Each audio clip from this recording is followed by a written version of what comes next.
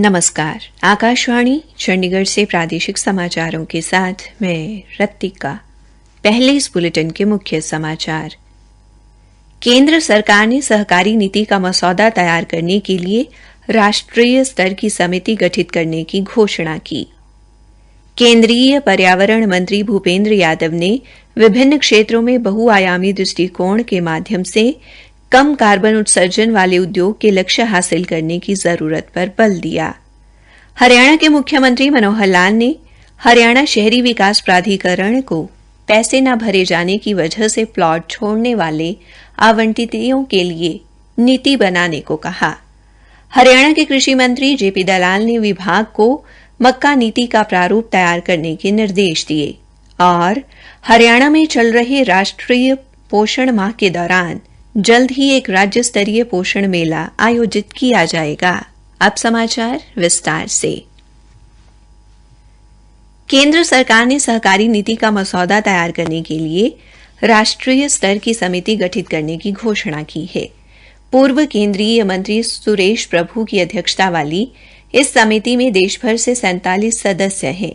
इसमें सहकारी क्षेत्र के विशेषज्ञ, राष्ट्रीय, राज्य व जिला सहकारी संस्थाओं के प्रतिनिधि, सहकारी सचिव और राज्य व केंद्र शासित प्रदेशों की सहकारी संस्थाओं के रजिस्ट्रार शामिल हैं।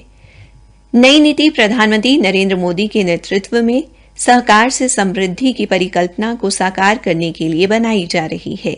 हाल ही में केंद्रीय गृह एवं सहकारिता मंत्री अमित शाह ने घोषणा की थी कि राष्ट्रीय सहकारी नीति जल्द तैयार की जाएगी। इसमें प्राथमिक कृषि ऋण सोसाइटी का समग्र दृष्टिकोण शामिल होगा। नए सहकारिता मंत्रालय को दिए गए जनादेश को पूरा करने के मद्देनजर नई नीति का दस्तावेज तैयार किया जा रहा है, जिसमें देश में सहकारिता आंदोलन को सुदृढ़ बनाना और जमीनी स्तर पर इसकी पहुंच बढ़ाना शामिल है। इसमें सहकारिता आधारित आर्थिक विकास मॉडल को प्रोत्साहित करना, सहकारिता की पूर्ण क्षमता हासिल करने में सहायता के लिए समुचित नीति और कानूनी व संस्थागत रूपरेखा तैयार करने पर भी ध्यान दिया जा रहा है। केंद्रीय पर्यावरण मंत्री भूपेंद्र यादव ने विभिन्न क्षेत्रों में बहुआयामी दृष्टिकोण के माध्यम से कम कार्बन उत्सर्जन वाले उद्योग के लक्ष्य हासिल करने की जरूरत पर बल दिया है। श्री यादव ने आज नई दिल्ली में आयोजित कार्यक्रम में यह बात कही। इस कार्यक्रम का विषय नीति संवाद भारत के राष्ट्रीय स्तर पर निर्धारित योगदान का लक्ष्य हासिल करने के लिए राज्य स्तरीय सामरिक कार्रवाई रखा गया था। उन्होंने कहा कि कम कार्बन उत्सर्जन आधारित विकास की रणनीति प्रधानमंत्री की पंचामृत रणनीति के अनुरूप है। उन्होंने इस रणनीति के तहत विकास की प्रक्रिया को पर्यावरण को होने वाले नुकसान से अलग रखने की जरूरत पर बल दिया। श्री यादव ने कहा कि भारत स्वच्छ ऊर्जा के उपयोग की दिशा में पहले ही आगे चल रहा है। उन्होंने कहा कि विश्व स्तर पर अक्षय ऊर्जा की संस्थापित क्षमता के मामले में भारत चौथे स्थान पर है। पिछले 7 वर्षों में अक्षय ऊर्जा के उपयोग में 25% से अधिक वृद्धि हुई है। हरियाणा के मुख्यमंत्री मनोहर लाल ने हरियाणा शहरी विकास प्राधिकरण को ऐसे भूखंड आवंटितों के लिए नीति बनाने को कहा है जो पैसे न भरे जाने की वजह से प्लॉट छोड़ रहे हैं। प्राधिकरण ऐसे प्लॉट की ई नीलामी करे और अपने नुकसान की भरपाई करते हुए मुनाफे में से कुछ प्रतिशत प्लॉट की आवंटिती को भी दे। मुख्यमंत्री आज हरियाणा शहरी विकास प्राधिकरण की 124वीं बैठक की अध्यक्षता कर रहे थे। मुख्यमंत्री ने कहा कि जिस भी भूखंड को प्राधिकरण द्वारा वापस लेने की स्थिति बन जाए, उसे तत्काल प्रभाव से नीलामी के माध्यम से बेचा जाए। उन्होंने कहा कि जिस आवंटिती ने जो पैसा जमा करवाया है, उस हिसाब से प्राधिकरण ई नीलामी में हुए मुनाफे का प्रतिशत भी तय करे, ताकि आवंटिती द्वारा भरी गई राशि में से उसे कुछ राशि प्राप्त हो सके। मुख्यमंत्री ने पंचकुला और चंडीगढ़ में काम करने वाले कर्मचारियों, पत्रकारों, वकीलों, मौजूदा विधायकों और पूर्व विधायकों के लिए कोऑपरेटिव ग्रुप हाउसिंग सोसाइटी योजना बनाने के लिए मंजूरी दी। उन्होंने कहा कि प्राधिकरण इससे जुड़े नियम बनाए। मुख्यमंत्री ने कहा कि हरियाणा शहरी विकास प्राधिकरण अपनी कार्यप्रणाली का भी ऑडिट करे, इससे लोगों को ज्यादा से ज्यादा सुविधाएं मिलेंगी। प्रादेशिक समाचार आकाशवाणी चंडीगढ़ से प्रसारित किए जा रहे हैं। हरियाणा के कृषि एवं किसान कल्याण मंत्री जेपी दलाल ने विभाग को मक्का नीति का प्रारूप तैयार करने के निर्देश दिए हैं। श्री दलाल ने आज भारतीय कृषि अनुसंधान परिषद के लुधियाना स्थित भारतीय मक्का अनुसंधान संस्थान के वैज्ञानिकों के साथ समीक्षा बैठक में मौजूद कृषि विभाग के महानिदेशक डॉ हरदीप कुमार एवं अन्य अधिकारियों को ये निर्देश दिए।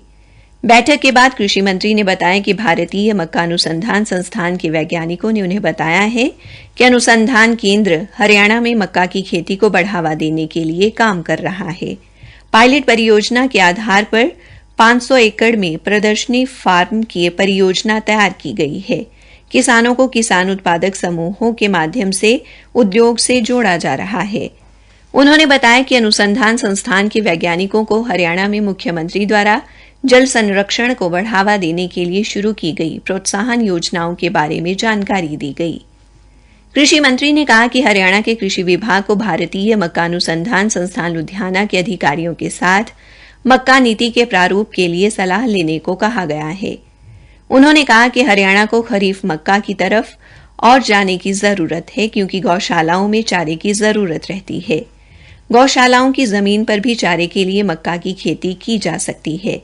श्री दलाल ने बताया कि विभाग को कम से कम 10 गौशालाओं को इसके लिए चिन्हित करने को कहा गया है। कृषि मंत्री ने बताया कि विभाग के महानिदेशक डॉ हरदीप कुमार ने उन्हें आश्वासन दिया है कि वे शीघ्र ही पंजाब का दौरा करेंगे और प्रदेश द्वारा तैयार किए गए साइलोज का अवलोकन करेंगे। हरियाणा में चल रहे राष्ट्रीय पोषण माह के दौरान जल्द ही एक राज्य स्तरीय पोषण मेला आयोजित किया जाएगा, जिसमें महिला एवं बाल विकास मंत्री कमलेश ढांडा मुख्य अतिथि रहेंगी। श्रीमती ढांडा ने बताया कि पोषण माह के दौरान न केवल उचित आहार के प्रति जागरूक किया जा रहा है, बल्कि कुपोषित बच्चों को उचित आहार देने के लिए सभी इंतजाम भी किए गए हैं।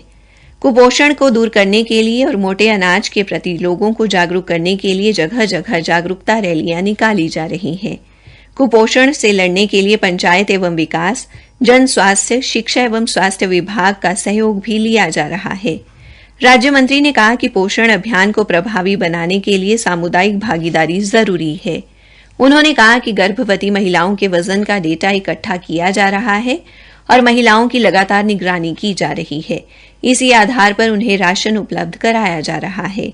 श्रीमती ढांडा ने बताया कि आंगनवाड़ी कार्यकर्ता घर घर जाकर लोगों को पौष्टिक आहार की जानकारी दे रहे हैं। कुपोषण को दूर करने के लिए महाविद्यालयों व विश्वविद्यालयों की गृह विज्ञान की अध्यापिकाओं को भी पोषण माह से जोड़ा जा रहा है।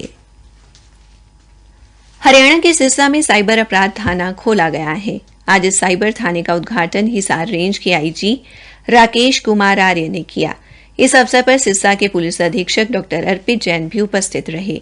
इस दौरान आईजी राकेश कुमार आर्य ने पत्रकारों से बातचीत में बताया कि इस थाने में 10 माहिरों की टीम काम करेगी, जो ऑनलाइन ठगी की वारदातों को सुलझाएगी। उन्होंने कहा कि लोगों को बढ़ते अपराध के प्रति भी जागरूक किया जाएगा। उन्होंने लोगों से अपील की कि यदि उनके साथ साइबर धोखा या ठगी होती है तो वे सही समय पर अपनी शिकायत दर्ज करवाएं, ताकि अपराधियों पर समय रहते कार्रवाई की जा सके।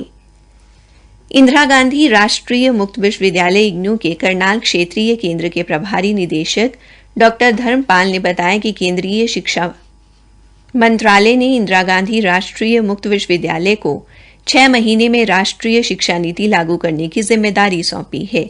इसके लिए इग्नू देश भर के विश्वविद्यालयों एवं उनसे जुड़े महाविद्यालयों के लगभग 15 लाख शिक्षकों को प्रशिक्षण देगा।